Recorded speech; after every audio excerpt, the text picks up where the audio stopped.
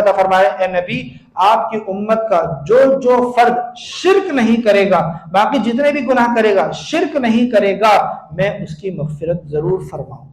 شرک کرنے والے کی مغفرت نہیں فرماؤں گا۔ اس کی المعمور جس طرح زمین پر بیت اللہ ہے، اسی طرح بیت اللہ کی سیدھ میں آسمانوں پر بیت المعمور ہے، فرشتے جس کا طواف کرتے ہیں، روزانہ 70,000 فرشتے اس کا طواف کرتے ہیں، جو ایک مرتبہ طواف کر لے دوبارہ ان کی قیامت تک باری نہیں ہے۔ محترم سامعین، اللہ رب العزت نے تقریباً 1.25 لاکھ انبیاء علیہم السلام مبعوث فرمائے ہیں۔ کم و بیش 1,24,000 انبیاء اللہ نے اپنے برگزیدہ چنے ہوئے بندے اپنے بندوں کی طرف بھیجے کہ وہ بندوں کی رہنمائی اور رہبری فرمائے۔ اس مقصد کے لیے اللہ اپنے بندوں کو، انبیاء کو معجزات عطا فرماتے تھے۔ معجزہ ایسی چیز کو کہتے ہیں جس کا کرنا انسانوں کے بس میں نہ ہو، جس کا اظہار، جس کا صدور انسانوں کے لیے ممکن نہ ہو، ایسی چیز کو معجزہ کہتے ہیں۔ اللہ اپنے نبی کی نبوت کے اظہار کے لیے ایسے معجزات اپنے نبی سے صادر فرماتے ہیں، جیسے حضرت موسیٰ علیہ السلام کا معجزہ کہ وہ اپنی لاٹھی کو زمین پر ڈالتے وہ سانپ بن کر چلنے لگتے۔ حضرت موسیٰ علیہ السلام کا معجزہ وہ اپنے ہاتھ کو اس طرح بغل میں لیتے اور باہر نکالتے، وہ روشن ہوتا، چمکدار ہوتا۔ حضرت عیسیٰ علیہ السلام کا معجزہ وہ مادر ذات نابینا ان کی آنکھوں پر ہاتھ پھیر کر پھونک مارتے، اللہ کے حکم سے بینائی لوٹ آتی۔ مردوں کو زندہ کر دیا کرتے تھے اللہ کے حکم سے۔ یہ اللہ اپنے نبی کی نبوت کے اظہار کے لیے خرق عادت، کچھ عادت سے ہٹ کر چیزیں نبی کے ہاتھ پر ظاہر فرما دیا کرتے ہیں، انہیں معجزات کہا جاتا ہے۔ آپ صلی اللہ علیہ وسلم کے معجزات کی تعداد بے شمار ہے، بے شمار آپ صلی اللہ علیہ وسلم کے معجزات ہیں۔ کنکریوں کا بولنا یہ نبی علیہ السلام کا معجزہ ہے۔ ایک پیالے میں پانی ہے اور پینے والا ایک بڑا مجمع ہے جس کو پینا بھی ہے اور وضو بھی کرنا ہے، اور پانی بہت تھوڑا ایک پیالے میں ہے۔ اللہ اپنے نبی کو کہتے ہیں آپ اپنی انگلیاں اس پیالے میں ڈالیے، اس پیالے میں پانی چشمے کی طرح بہہ رہا ہے، تمام مجمع نے اسے پیا بھی، وضو بھی کیا اور بعد کے لیے محفوظ بھی کر لیا۔ یہ نبی کا معجزہ ہے۔ نبی کے ہاتھ پہ اللہ نے بے شمار معجزات کو ظاہر فرمایا، ان میں سے 2 معجزے بہت بڑے ہیں، ان میں سے 2 معجزے بے شمار کہہ لیے جائے، بے مثال ہیں، جن کی مثال نہیں ملتی۔ ایک قرآن کریم کا معجزہ، قرآن کریم کا معجزہ ایسا ہے کہ یہ رہتی دنیا تک کے لوگوں کو عاجز کرے گا، اس دور سے لے کر قیامت تک کے لیے ہر ایک کو وہ عاجز کرنے والا معجزہ ہے۔ قرآن ایک معجزہ نہیں بلکہ قرآن خود بے شمار معجزات ہے۔ سورہ کوثر یہ ایک بہت بڑا معجزہ ہے، سورہ اخلاص ایک ایک سورت، ایک ایک آیت، ایک ایک حرف اس کا ایک الگ الگ معجزہ ہے۔ تو یہ قرآن حضور کے بڑے معجزات میں سے ہے۔ انہی بڑے معجزات میں سے ایک معجزہ حضور صلی اللہ علیہ وسلم کا معراج بھی ہے۔ معراج یہ حضور صلی اللہ علیہ وسلم کا معجزہ ہے۔ معراج کہتے ہیں بلندی کو، معراج کا معنی ہے بلندی، اور بلندی اتنی کہ اللہ کا قرب حاصل ہو جائے۔ اب یہ جس نبی کو جس طرح اللہ کا قرب ملا اس کے لیے وہی معراج ہے۔ حضرت یونس علیہ السلام کو اللہ کا قرب مچھلی کے پیٹ میں مل رہا تو وہ حضرت یونس علیہ السلام کی معراج۔ حضرت ابراہیم علیہ السلام کو اللہ کا قرب آگ کے اندر مل رہا تو وہ حضرت ابراہیم علیہ السلام کی معراج۔ اللہ نے اپنے نبی کو، اپنے حبیب کو جو اپنا قرب عطا فرمائے وہ اپنے پاس بلا کر، یہ حضور علیہ السلام کی معراج یہ ایسا معجزہ ہے جو دیگر سے حضور کو ممتاز کرتا ہے۔ اور اللہ یہ قرب عطا فرماتے ہیں مشقت کے بعد، اللہ یہ قرب عطا فرماتے ہیں مشقت کے بعد۔ یونس علیہ السلام کی مشقت کہ سمندر میں ڈالے جا رہے، کشتی سے سمندر میں ڈالے جا رہے، مشقت، سمندر میں پھر مچھلی کے پیٹ میں ڈالے جا رہے، وہ ایک مشقت۔ حضرت ابراہیم علیہ السلام کو گھر والوں سے جدا کیا گیا، بستی والوں بالکل مقابلے میں آ گئے، بادشاہ مقابلے میں آ گئے، آگ میں ڈالا جا رہا، مشقت مشقت مشقت۔ ان مشقتوں کے بعد اللہ اپنا قرب نصیب فرماتے ہیں۔ نبی علیہ السلام کی روز اول سے جس روز حضور صلی اللہ علیہ وسلم نے صفا پہاڑی پر چڑھ کر اعلان فرمایا تھا، اے لوگوں کلمہ پڑھ لو، کامیابی چاہتے ہو تو نبی کے دامن میں آ جاؤ، کامیابی چاہتے ہو تو اللہ کی توحید کا اقرار کر لو، کامیابی چاہتے ہو نبی کی رسالت کا اقرار کر لو، جس دن نبی نے یہ اعلان فرمایا تھا اس دن سے نبی کی مشقتیں شروع ہوئی، اور پہ در پہ مشقتیں، ایک مشقت کے بعد دوسری مشقت۔ ان مشقتوں میں جو حضور صلی اللہ علیہ وسلم کا سہارا تھی وہ دو شخصیات تھیں۔ مکی زندگی میں آپ صلی اللہ علیہ وسلم پر مشقتوں کے پہاڑ ٹوٹے۔ شبہ ابی طالب میں ایک گھاٹی میں حضور صلی اللہ علیہ وسلم کو محصور کر دیا گیا، قید کر دیا گیا، بند کر دیا گیا، نہ کھانا تھا نہ پانی تھا، کچھ بھی نہیں تھا، پتے کھا کر 3 سال شبہ ابی طالب میں محصور رہے۔ لیکن اس میں حضور صلی اللہ علیہ وسلم کو تسلی تھی، ثابت قدمی تھی کہ میرے ساتھ میرے چچا کھڑے ہیں، میرے ساتھ میری بیوی کھڑی ہے۔ مشقتوں کی طوالت، مشقتوں کا طویل ہونا، لیکن حضور صلی اللہ علیہ وسلم کا ثابت قدمی رہنا کہ میرے چچا میرے ساتھ ہیں، میری بیوی میرے ساتھ ہیں، میرے گھر کے کچھ لوگ میرے ساتھ ہیں۔ جب آپ صلی اللہ علیہ وسلم کے چچا جو آپ کے انتہائی غمگسار تھے، آپ کا غم سمجھنے والے تھے، اگرچہ ایمان نہیں لائے تھے لیکن آپ کو ہر معاملے میں سپورٹ اور تعاون کرنے والے تھے، جب آپ کے چچا ابو طالب کا انتقال ہو گیا اور ابو طالب کے چند دنوں کے بعد آپ کی رفیقہ حیات حضرت خدیجہ الکبریٰ رضی اللہ عنہا کا بھی انتقال ہو گیا، اب آپ صلی اللہ علیہ وسلم کی مشقت گویا کے بڑھنے لگی۔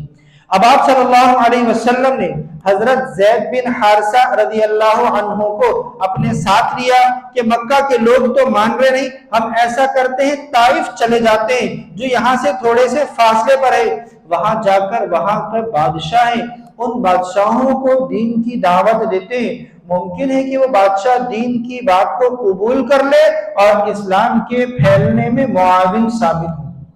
حضور علیہ السلام اپنے ساتھ زید بن حارثہ رضی اللہ عنہ کو لیتے اور طائف چلے جاتے ہیں۔ طائف کے بادشاہ تھے عبد، لیل، شمس۔ حضور علیہ السلام ان تینوں کو دعوت دیتے ہیں۔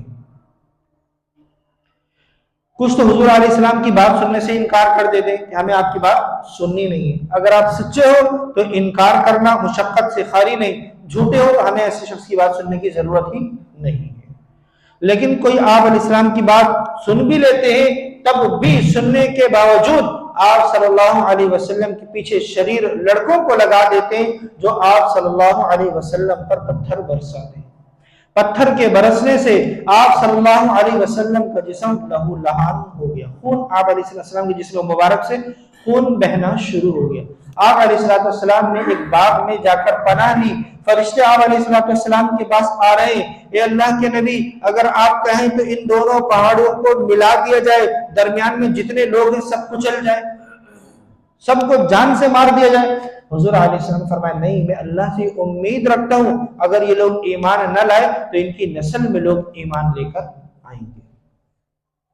بہرحال یہ ایک طویل آپ علیہ السلام پر مشقت۔ طائف کے بعد جب آپ علیہ السلام انتہائی نا امیدی کے عالم میں واپس ہو رہے تھے، اس وقت آپ صلی اللہ علیہ وسلم اپنی چچازاد بہن حضرت علی رضی اللہ عنہ کی سگی بہن ام ہانی رضی اللہ عنہ کے گھر میں آرام فرما رہے تھے۔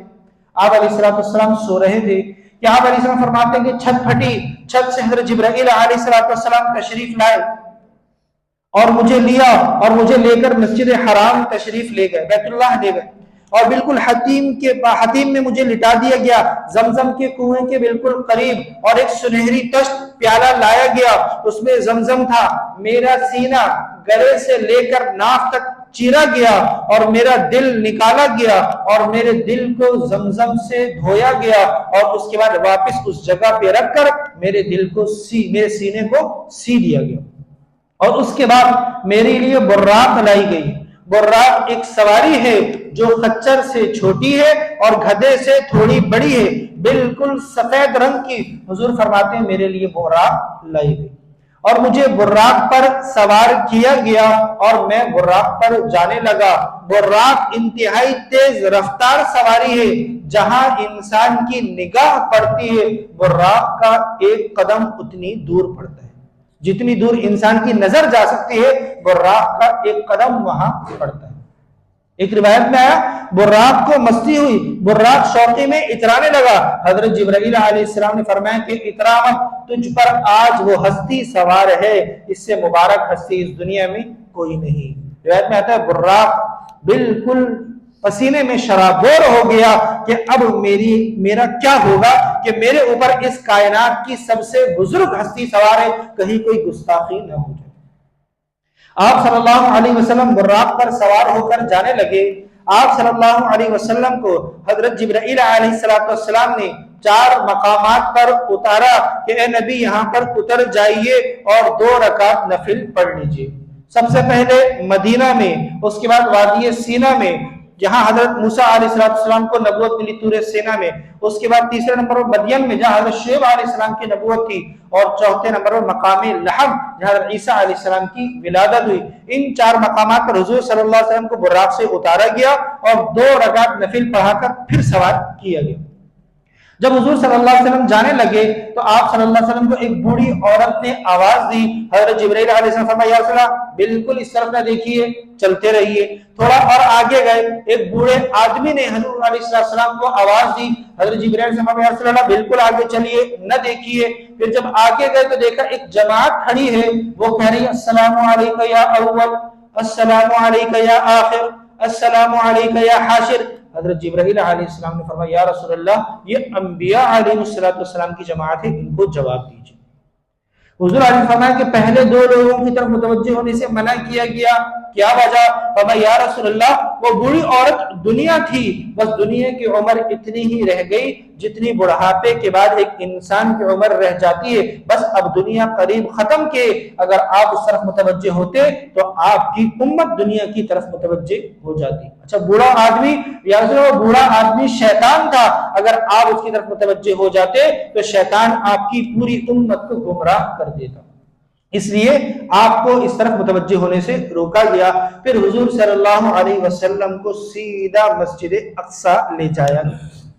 براق کو مسجد اقصی کے باہر ایک کھونٹا لگا ہوا تھا، اس کھونٹے سے باندھ دیا گیا۔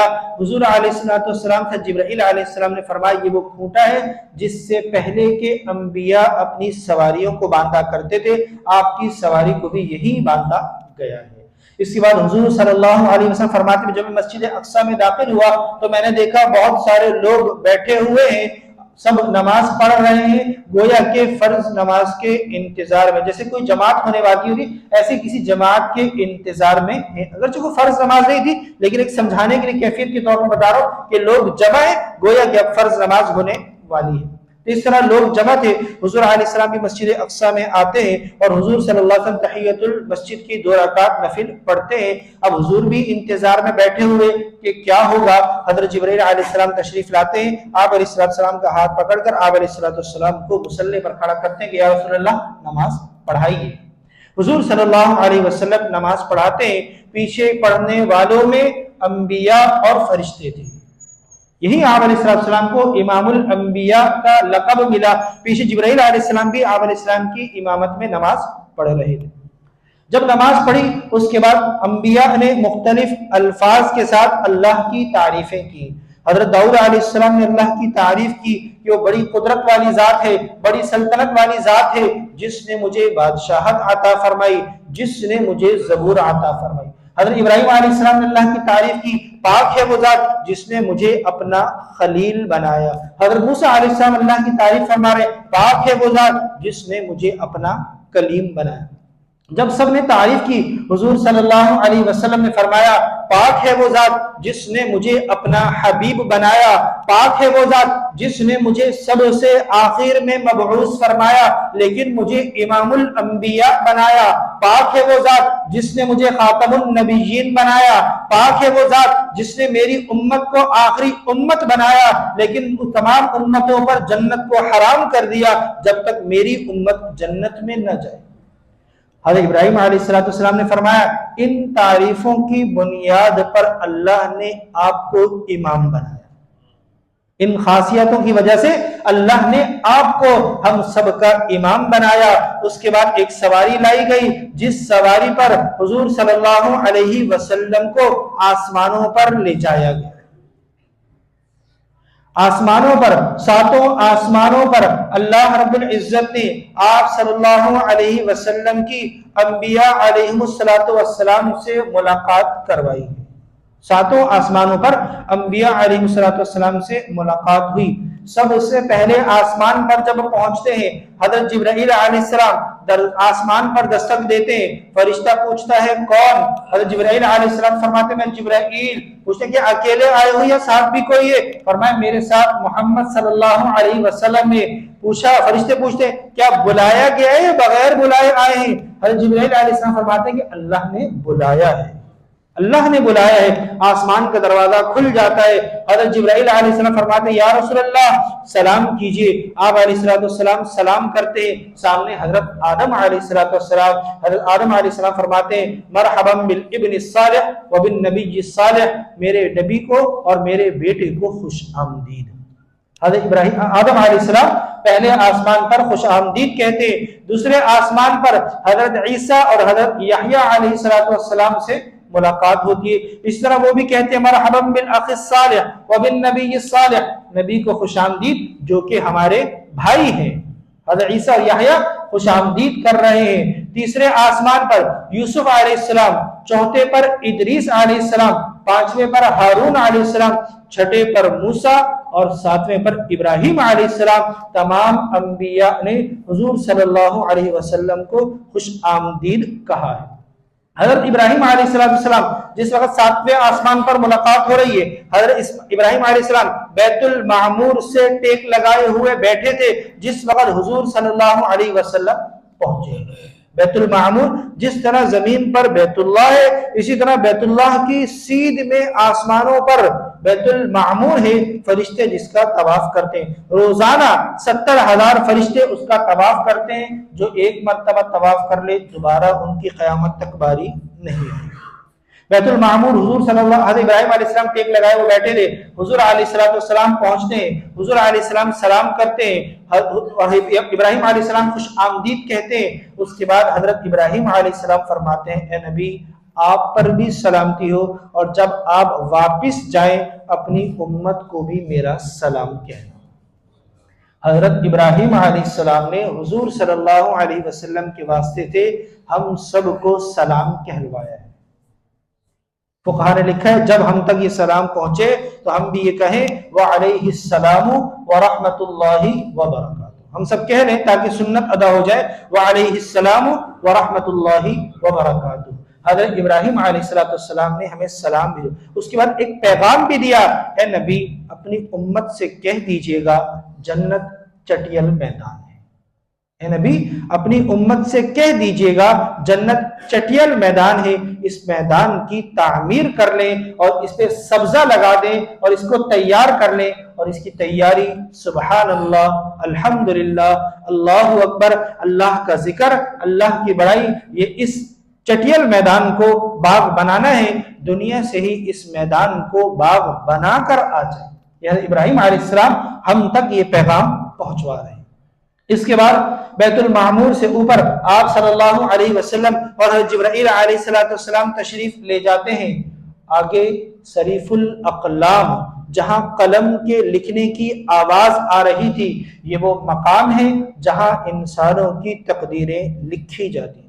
اس کے بعد حضور صلی اللہ علیہ وسلم کو جنت کی سیر کرائی گئی، جنت کے انعامات حضور صلی اللہ علیہ وسلم کو دکھلائے گئے، مختلف جگہوں پر حضور علیہ السلام کا گزر ہوا۔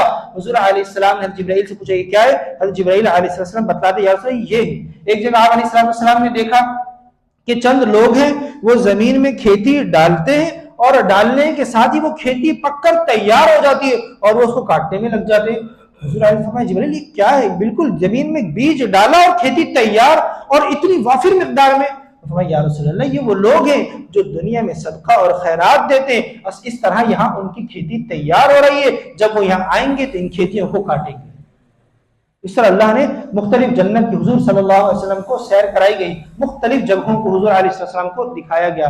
اسی طرح جہنم کا بھی مشاہدہ کرایا گیا، مختلف عذابات حضور صلی اللہ علیہ وسلم کو دکھلائے گئے۔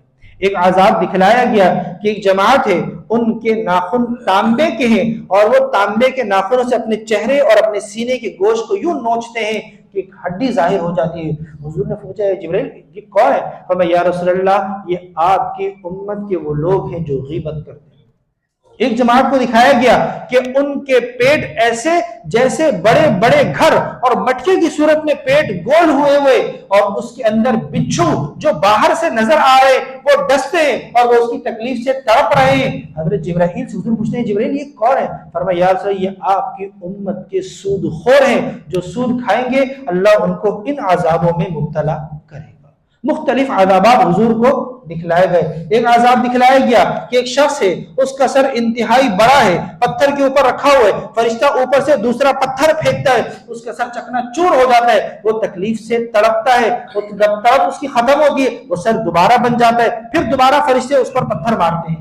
حضور پوچھتے ہیں جبرائیل یہ کون ہے؟ فرمایا یا رسول اللہ یہ آپ کی امت کے وہ لوگ ہیں جو نمازوں میں سستی کرتے ہیں، جو نمازوں میں سستی کرتے ہیں، یہ ان پر یہ عذاب، مختلف عذابات حضور صلی اللہ علیہ وسلم کو دکھلائے گئے، جنت اور جہنم کا مشاہدہ کرائے گئے۔ اس کے بعد حضور صلی اللہ علیہ وسلم سدرۃ المنتہا پر حضرت جبرائیل علیہ السلام کے ساتھ پہنچتے ہیں۔ یہ سدرۃ المنتہا وہ مقام ہے، منتہا کہتے ہیں بالکل انتہا کو۔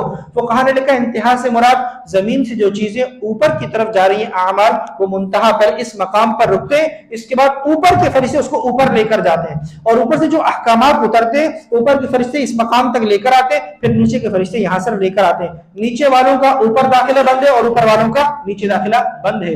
حضرت جبرائیل علیہ السلام یہاں حضور صلی اللہ علیہ وسلم کے ساتھ رک جاتے ہیں اور حضور کو کہتے ہیں یا رسول اللہ اب یہاں سے آگے ہمارے راستے جدا جدا، میں یہی رکوں گا، آپ آگے جائیں گے۔ حضور نے فرمایا اے جبرائیل کیا کوئی دوست کو تنہا چھوڑتا ہے؟ جبرائیل فرمایا یا رسول اللہ میں اگر اس سے آگے گیا تو میرے جو نورانی پر آپ کو نظر آ رہی ہے جل جائیں گے، میں سے آگے نہیں جا سکتا۔ اس سے آگے حضور صلی اللہ علیہ وسلم کے لیے ایک سبز رنگ کی رفرف، ایک مسلط منگوائی گئی، ایک قالین منگوائی گئی سبز رنگ کی جسے رفرف کہا جاتا ہے، اس پر حضور صلی اللہ علیہ وسلم بیٹھے اور اس کے بعد حضور صلی اللہ علیہ وسلم اللہ رب العزت کی بارگاہ میں گئے، پھر اللہ سے ملاقات حضور صلی اللہ علیہ وسلم کی۔ یہ بالمشافہ حضور صلی اللہ علیہ وسلم کی اللہ سے ملاقات ہے۔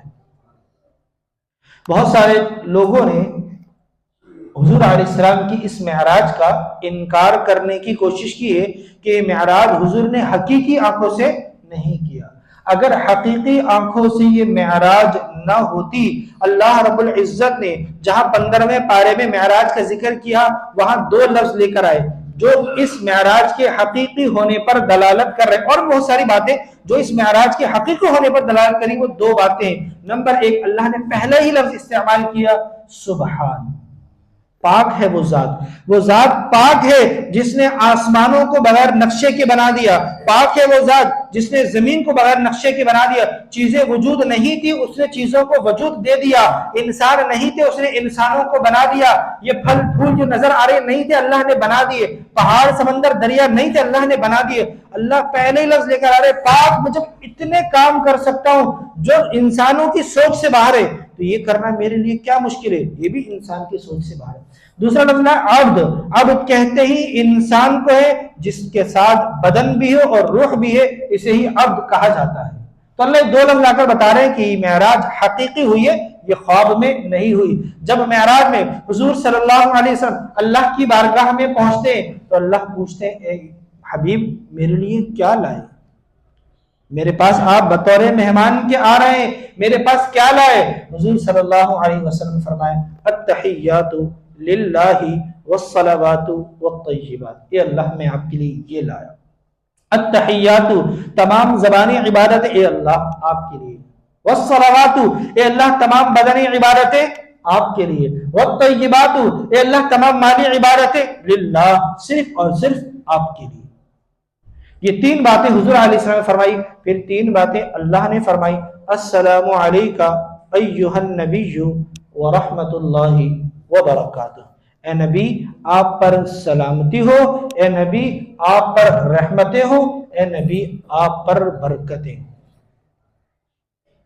پھر حضور صلی اللہ علیہ وسلم کو اللہ رب العزت نے معراج پر بلا کر تین تحفے عطا فرمائے۔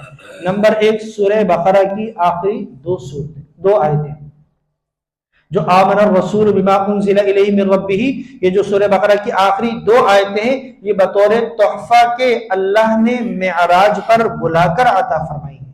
یہ تحفہ ہے امت محمدیہ کا، ان آیتوں کا اہتمام کرنا چاہیے، خصوصاً رات سونے سے پہلے ان آیتوں کو ضرور پڑھنا چاہیے۔ حضرت عمر فاروق رضی اللہ عنہ فرمایا کرتے تھے محروم ہے وہ شخص جس کو ان آیتوں کی فضیلت معلوم ہو اور وہ ان آیتوں کا اہتمام نہ کرے۔ تو کم از کم رات سونے سے پہلے ایک مرتبہ ان دونوں آیتوں کو لازمی پڑھیں کہ یہ ہمارا تحفہ ہے۔ دوسرا تحفہ جو اللہ حضور علیہ السلام کا عطا فرمایا، اے نبی آپ کی امت کا جو فرد شرک نہیں کرے گا، باقی جتنے بھی گناہ کرے گا، شرک نہیں کرے گا، میں اس کی مغفرت ضرور فرماؤں گا۔ شرک کرنے والے کی مغفرت نہیں فرماؤں گا، اس کے علاوہ میں آپ کی امت کی ایک ایک فرد کی مغفرت فرماؤں گا۔ تیسرا انعام نمازوں کا ہے، جو تحفے کی صورت میں اللہ نے عطا فرمایا کہ 50 نمازیں دی، اس کے بعد میں پھر آہستہ آہستہ کر کے وہ پھر 5 نمازیں رہ گئی۔ یہ 5 نمازیں بطور انعام اور تحفہ کے اللہ نے اپنے حبیب کو عطا فرمائی۔ اس کے بعد حضور صلی اللہ علیہ وسلم واپس سدرۃ المنتہا پر آئے، پھر سدرۃ المنتہا سے مسجد اقصیٰ آئے، پھر مسجد اقصیٰ سے براق کے ذریعے جو وہی باندھ دی تھی، پھر براق کے ذریعے واپس مسجد حرام آئے، مسجد حرام سے واپس ام ہانی کے گھر تشریف لے کر آئے۔ یہ حضور صلی اللہ علیہ وسلم کی معراج ہوئی۔ اس معراج کے مہینے کے بارے میں اختلاف ہے، تاریخ بھی متعین نہیں ہے، مہینہ بھی متعین نہیں ہے۔ بہت سارے مؤرخین کی رائے ہے کہ یہ معراج ربیع الاول میں ہوئی، کچھ کی رائے ہے کہ یہ رمضان میں ہوئی، اور کچھ کی رائے ہے کہ رجب کی 27 تاریخ کو ہوئی۔ لیکن بہرحال تاریخ حتمی طور پر معلوم نہیں، مہینہ بھی حتمی طور پر معلوم نہیں، لیکن چونکہ ہمارے یہاں معروف اور مشہور یہ ہے کہ 27 رجب کو حضور صلی اللہ علیہ وسلم کی معراج ہوئی، اسی مناسبت سے معراج کا تذکرہ کر دیا گیا۔ لیکن معراج سے یہ سمجھنا کہ اس رات کی کوئی فضیلت ہو گئی، اب 27 رجب کی کوئی تخصیص ہو گئی، تو ایسی قطعاً کوئی بات کسی روایت سے نہیں ملتی۔ 27 رجب کی کوئی تخصیص نہیں ہے، نہ اس کے اگلے دن کا روزہ، اس اعتبار سے کہ شب معراج ہے، اس کے اگلے دن کا بھی روزہ نہیں۔ ہاں اس اعتبار سے کوئی رکھنا چاہے کہ حضور رجب میں روزے کثرت سے رکھتے تھے، یا پیر اور جمعرات کا روزہ رکھتے تھے، یا 13، 14، 15، تو کسی اعتبار سے روزہ رکھے رجب میں تو رکھ سکتا ہے، لیکن خاص شب معراج سمجھ کر 27 رجب کو روزہ رکھنا، حضرت عمر فاروق رضی اللہ عنہ فرمایا کرتے تھے اگر کسی نے یہ سمجھ کر روزہ رکھا تو روزہ توڑ دے، اس لیے کہ بدعت کی طرف جا رہا ہے۔ اس لیے 27 رجب کی کوئی تخصیص نہیں، اسی دن ہاں کوئی ویسے عبادت کرنا چاہے، نماز پڑھنا چاہے تو ضرور پڑھے، روزہ رکھنا چاہے، لیکن اگر 27 رجب کی تخصیص کر کے کر رہا ہے، معراج کی تخصیص کر کے کر رہا ہے، تو وہ نہ کرے، اس کے لیے بدعت کے زمرے میں ہے اور گناہ کی طرف چلے جائے گی، اس کے لیے نیکی کا سبب نہیں بنے گی۔ اللہ ہم سب کو حضور صلی اللہ علیہ وسلم کی معراج جسمانی تھی وہ سمجھنے والا بنائے، اور جو حضور علیہ السلام کو منامی معراج، روحانی معراج، وہ تو ایک روایت میں ہے کہ 22 مرتبہ جو اللہ سے ملاقات ہوئی ہے روحانی اعتبار سے، وہ 22 مرتبہ، ایک روایت میں ہے 5 مرتبہ ہوئی۔ جسمانی معراج جو ہے وہ 1 مرتبہ ہوئی۔ یہ جبھی تو معجزہ ہے، مشرکین نے جبھی تو اعتراض کیا تھا، مسجد اقصیٰ میں آپ کیا دیکھ کر آئے ہو بتاؤ، حضور نے بتایا تھا مسجد اقصیٰ کے مشرکین پوچھتے ہیں دروازے کتنے ہیں، کھڑکیاں کتنی ہیں، اللہ نے حضور کے سامنے کی تھی، حضور نے بتایا تھا دروازے کتنے ہیں، کھڑکیاں کتنی ہیں۔ اگر یہ معراج خواب کی صورت میں ہوتی تو اس پر اعتراض نہیں تھا، خواب میں تو انسان جو چاہے کرے، خواب میں تو کسی کا، ہم بھی خواب میں آسمانوں پر چلے جائیں، ہم بھی خواب میں کچھ جو چاہے کریں، خواب پر تو کسی کا کوئی کنٹرول نہیں ہوتا۔ حضور کی معراج جسمانی تھی، جو لوگ اعتراض کرتے ہیں نہیں سمجھتے، وہ اپنی کم علمی اور کم عقلی کی وجہ سے نہیں سمجھتے۔ وآخر دعوانا ان الحمد للہ رب العالمین۔